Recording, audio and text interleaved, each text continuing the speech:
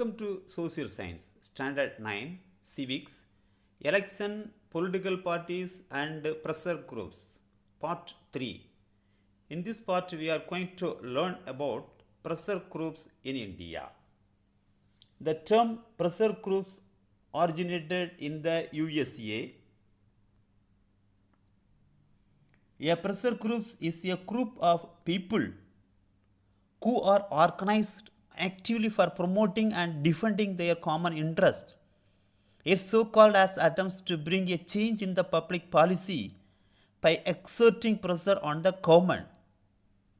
The pressure groups are also called interest groups or vested groups. They are different from the political parties in that they neither contest elections nor try to capture political powers. Pressure groups in India. A large number of pressure groups exist in India, but they are not developed to same extent as in the US or the Western countries like Britain, France, Germany, and so on. The pressure groups in India can be broadly classified into the following categories: business groups, trade unions, agrarian groups, professional association, student organizations, religious organizations, tribal organizations, linguistic groups, ideology based groups, environmental protection groups. Next, we are going to see about functions of pressure groups in India. Pressure groups are the interest groups that work to secure certain interests by influencing the public policy. They are non-aligned with the political party and work as an indirect yet powerful group to influence the policy decisions. Pressure groups carry out a range of functions including representation, political participation, education, policy formulation, and policy implementation. Next, we are going to see about political participation. Pressure groups can be called the informal phase of politics. They exert influence precisely by mobilizing popular support through activities such as petitions, marches, demonstrations, and other forms of political protest. Education. Many pressure groups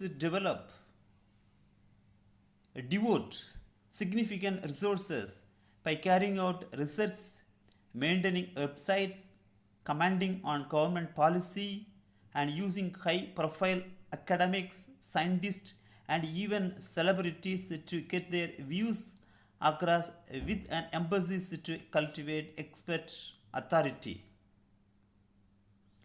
Policy formulation.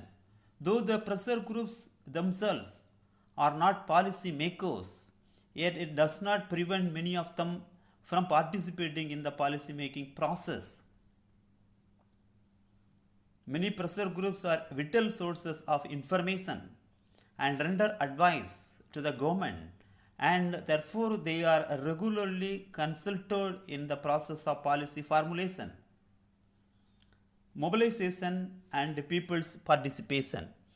Mobilizing people towards socially productive activities that led to the overall betterment of people's lives is essential. Sometimes earthquakes, tsunami, floods, and other such natural disasters on a massive scale occur, and people's immediate mobilization for evacuation and emergency relief becomes most essential. Finally, we are going to see about the democratic participation. Democracy can succeed only when smaller local groups and in fact every citizen can take action that supports the tax revenue collection, observance of national norms in environmental protection, cleanliness,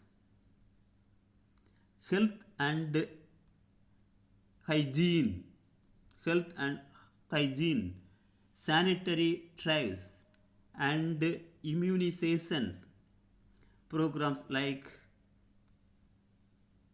Pulse Polio.